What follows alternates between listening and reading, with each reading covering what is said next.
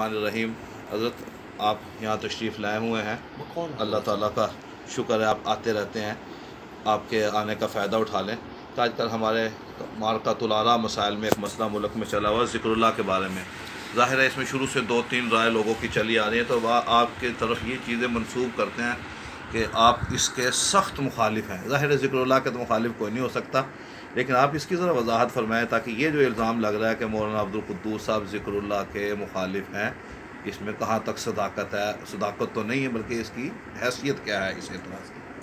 بسم اللہ الرحمن الرحیم، نحمدہ ونصلی ونسلم علی رسولہ الکریم، اما بعد۔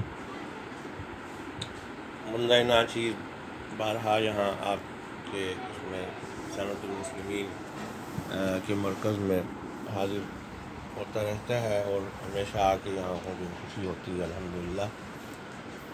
تو پہلے بھی آپ نے جو ہے وہ کچھ سوالات کی طرف متوجہ کیا، اور آج بھی یہ سوال جو آپ نے کیا ہے، میرا خیال یہ ہے کہ میں اس حوالے سے آپ کو جو ہے وہ تحریر پیش کر دیتا ہوں اپنی، جو میں نے اسی جو ہے سوال یہ سمجھ لیجئے یا اسی عنوان پر جو ہے لکھی تھی۔ تو انشاءاللہ امید ہے کہ اس سے پوری بات جو ہے اس کی وضاحت ہو جائے گی، اور آپ کو بھی انشاءاللہ جو ہے یہ کہ اس سے اطمینان ہوگا اللہ تعالیٰ کے فضل و کرم سے۔ تو اس میں یہ میں نے لکھا تھا کہ جہاں تک ذکر اللہ کی اہمیت، ضرورت، فضیلت اور برکات کا مسئلہ ہے، تو اس میں کسی کو کلام نہیں۔ سب اہل حق کے نزدیک ذکر اللہ روح کی غذا اور نہایت فضیلت و برکت کی چیز اور ثقالۃ القلوب ہے، قرآن و حدیث میں اہل ایمان کو کثرت سے ذکر اللہ کا حکم دیا گیا ہے، اور حق تعالیٰ نے انہی لوگوں کو عقل مند سمجھدار قرار دیا ہے جو قیام و قعود اور ہر حال میں حق تعالیٰ کا ذکر کرتے ہیں۔ میرا اشارہ اسی آیت مبارکہ کی طرف ہے جو قرآن کریم میں اللہ تعالیٰ نے ارشاد فرمایا، اس میں یہ ہے کہ ہر وقت جو ہے وہ ذکر اللہ کیا جائے۔ ان فی خلق السماوات والارض لآیات لأولی الالباب الذین یذکرون اللہ قیاما وقعودا وعلی جنوبہم ویتفکرون فی خلق السماوات والارض ربنا ما خلقت ھذا باطلا سبحانک وقنا عذاب النار۔ بہرحال حضرت نبی کریم صلی اللہ علیہ وسلم نے بھی ذکر اللہ کرنے والوں کو زندہ اور ذکر نہ کرنے والوں کو مردہ قرار دیا ہے، جیسے حدیث میں آتا ہے۔ علاوہ ازیں ذکر اللہ کے فضائل، مناقب اور اس کی ضرورت قرآن کریم اور احادیث طیبہ سے بھی ثابت ہے۔ حضرات صحابہ اکرام رضی اللہ تعالیٰ عنہم اجمعین، تابعین، تبع تابعین، علماء کرام، فقہاء اعظام، محدثین کرام رحمہم اللہ تعالیٰ، سب اس کی ضرورت کے قائل ہیں۔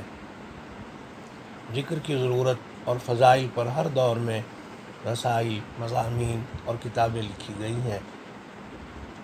حضرت اقدس شیخ الحدیث حضرت مولانا محمد زکریا کاندھلوی رحمہ اللہ تعالیٰ وقدس سرہ کا مبارک رسالہ بھی اس موضوع پر نہایت نافع اور مفید ہے۔ اور پھر یہ ہے کہ 1400 سال سے اہل حق کے تمام طبقات اپنے اپنے طور پر ذکر اللہ کرتے رہے ہیں۔ خاص طور پر صوفیاء کرام اور مشائخ کا ہمیشہ سے معمول رہا ہے ذکر اللہ کا۔ اہل سنت والجماعت علماء دیوبند بھی نہایت شد و مت سے نہ صرف یہ کہ ذکر اللہ اور درود شریف پڑھنے کے قائل، بلکہ ہمیشہ اس پر عامل رہے ہیں۔ چنانچہ اکابر و فقہاء اور مشائخ دیوبند صرف ظاہر شریعت ہی نہیں بلکہ طریقت کے بھی جامع، اس لیے ان کے ہاں صوفیاء کرام رحمہم اللہ تعالیٰ کے تعلیم کردہ وظائف و اعمال اور معمولات بھی پائے جاتے ہیں، اور اپنے متوسلین متعلقین کو وہ اس کی تلقین فرماتے ہیں۔